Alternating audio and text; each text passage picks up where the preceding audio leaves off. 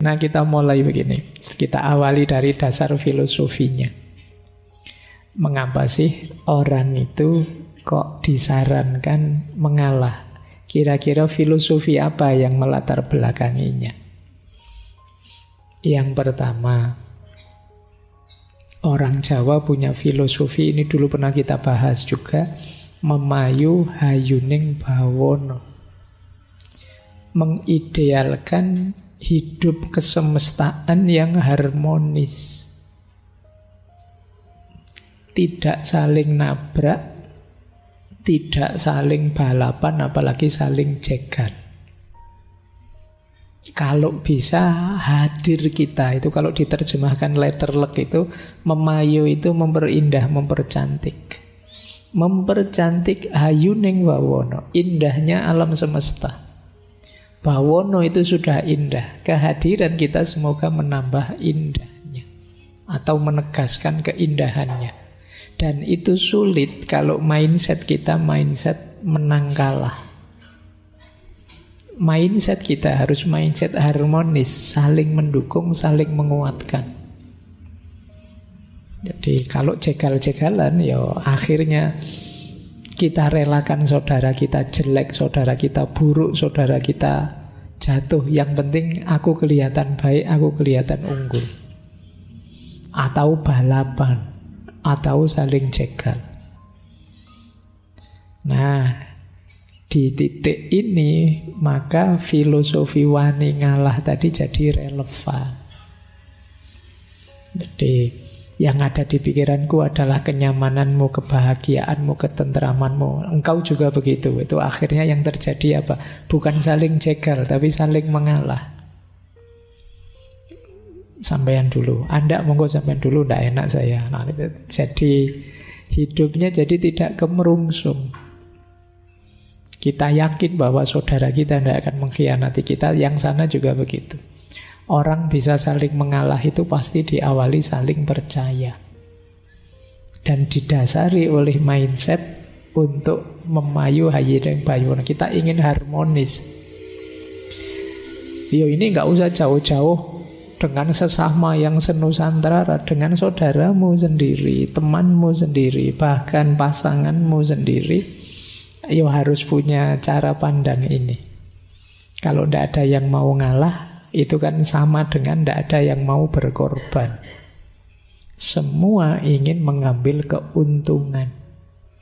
Kalau yang ada ini berat sekali hidup kita. Kita akan serba curiga dengan siapapun yang ada di sekeliling kita. Akhirnya cara pandang kita jadi negatif, penuh prasangka. Jangan-jangan saya nanti dikhianati, jangan-jangan saya dicurangi, jangan-jangan teman saya cuma ingin memanfaatkan saya saja. Terus pikiran kita begitu, tidak tenang. Jadi basic filosofi yang pertama, mengalah itu ya memayu hayuning bawono. Biar hidup ini indah. Kalau nyaman, tentram, saling mendukung, saling menguatkan, tidak saling rebutan tapi saling berbagi, saling memberi, saling mengalah, itu indah, harmonis. Ya meskipun yang kayak gini enak kalau diomongkan, diceramahkan. Begitu kalian turun, mbok nanti balik ke kampus saja kan sudah mulai kompetisi. Kalian masuk kelas sudah mulai lirak-lirik. Ini temanku kemarin dapat A atau dapat B ya. Yang sudah mau seminar sopo ya, yang sudah mau lulus sopo ya. Kamu terus begitu, hidupmu dikejar-kejar terus, kompetisi. Nanti begitu lulus ganti, kamu lirik kiri lirik kanan, yang sudah nikah sopo ya. Nanti begitu nikah, nanti baru lagi yang sudah punya anak duluan, yang mapan duluan ya siapa. Kamu kompetisi tidak ada habisnya. Sampai nanti usia tua 60-an, 70-an, kamu juga masih lirik-lirik. Ini yang mati duluan sopo ya. Loh, kapan kamu istirahatmu, menikmati hidupmu? Tiap hari kompetisi. Baik, yang kedua, ini juga termasuk yang diomongkan enak, tapi kita sadar tapi tidak operatif. Kesadaran bahwa kalau sudah rezeki, ya tidak akan pergi dari kita. Hidup ini kita masing-masing sudah ada jatahnya. Jadi kesadaran ini kalau ada dalam diri kita, mengalah itu lebih mudah. Jadi kita tidak akan tergoda untuk berkompetisi apalagi secara curang. Kalau memang jatahku, kalau memang rezekiku, siapapun akan menghalangi, tidak akan bisa. Kalau sudah ditetapkan oleh Allah, ya sudah, kita akan ketemu dengan rezeki kita itu. Loh, ini sudah lama kita tahu teorinya, tapi kita sering tidak sadar dalam praktek hidup sehari-hari.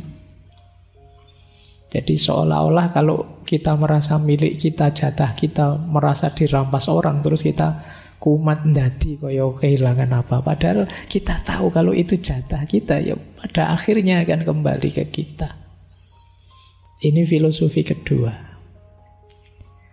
Semoga nanti tidak ada yang tanya, kalau gitu kita santai saja ya Pak, males-malesan saja ya Pak. Ada pikiranmu mesti ke situ nanti. Nanti dulu kita pahami pelan-pelan.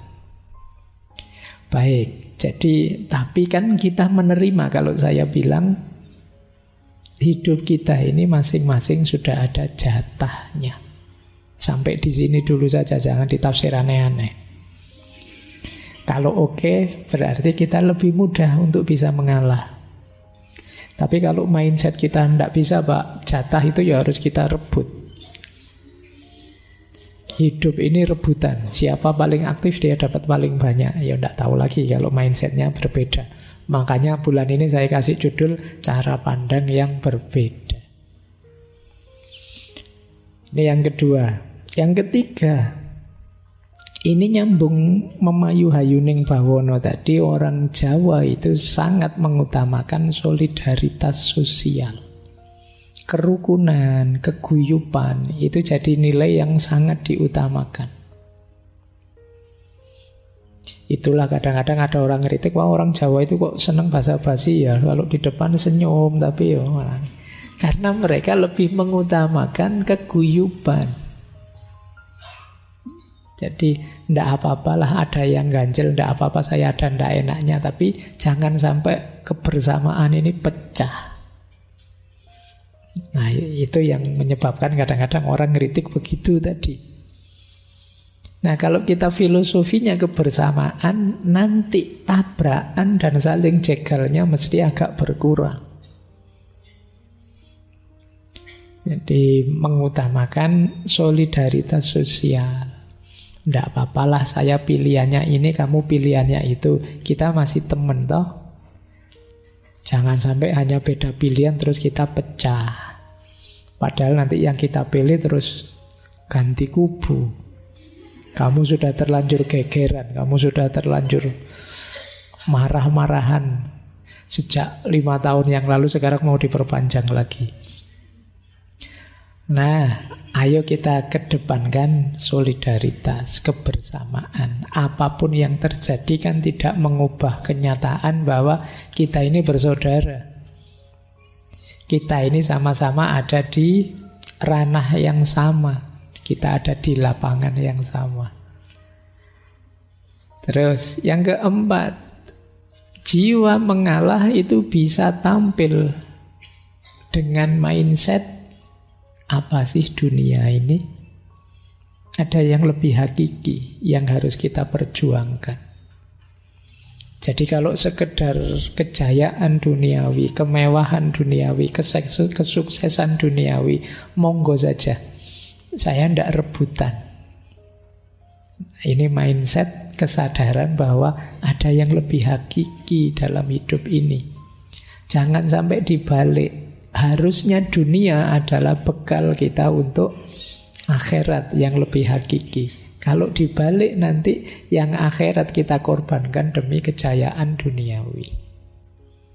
Nah, ini namanya orang yang sadar ada yang lebih hakiki. Jangan sampai kita mengorbankan yang ini. Bahwa kita harus memperjuangkan pilihan dan aspirasi kita, iya. Tapi jangan mengorbankan yang lebih hakiki. Misalnya terus kalian bikin berita-berita hoax. Itu kan mengorbankan yang lebih hakiki. Kamu tahu bahwa itu bohong, tapi kamu blow up saja, mumpung menguntungkan pilihanku. Nah ini berarti kesadaran ini tidak ada di kalian. Kalau kesadaran ini tidak ada, sulit orang ngalah. Jadi orang ngalah itu karena sadar yang dia pasrahkan, yang kemenangan yang dia berikan ke yang lain, itu bukan sesuatu yang hakiki. Monggo sajalah, kalau cuma uang, kalau cuma ketenaran, kalau cuma kejayaan, kesuksesan duniawi, monggo saja. Saya ndak kemerungsung untuk rebutan di situ. Nah ini kesadaran akan yang lebih hakiki. Kemudian ini juga kuat di Jawa, rasa malu dan harga diri. Malu kalau saya ini kelihatan kemerungsung sekali, kelihatan semangat sekali mengejar yang duniawi. Nah ini rasa malu. Nah, malu saya kalau masih tergoda dengan yang itu, malu saya. Malu ini sebenarnya kelihatan sederhana, tapi kalau dalam dunia tasawuf ini makomnya tinggi. Orang bisa jadi orang baik itu antara lain karena masih punya rasa malu. Pingin sih ya korupsi, tapi malu Nanti kalau ketahuan betapa jatuh hancur semuanya. Nah, ini rasa malu. Boleh nanti kalau ada yang ingin nulis tesis ya, malu sebagai solusi pemberantasan korupsi misalnya. Nah, karena orang kalau sudah tidak tahu malu itu sulit direm. Yang bisa ngerem merasa dalam dirinya sendiri rasa malu tadi. Makanya dalam tasawuf itu ada makom namanya muraqabah. Makom muraqabah itu makom seseorang yang merasa diawasi terus oleh Allah.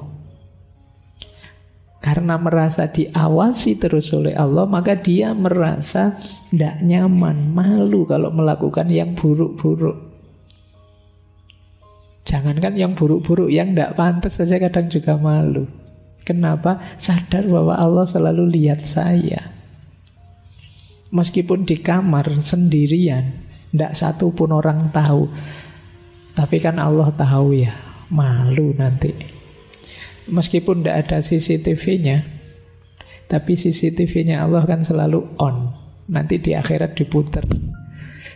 Malu kita ya kalau dilihat. Nah ini rasa malu.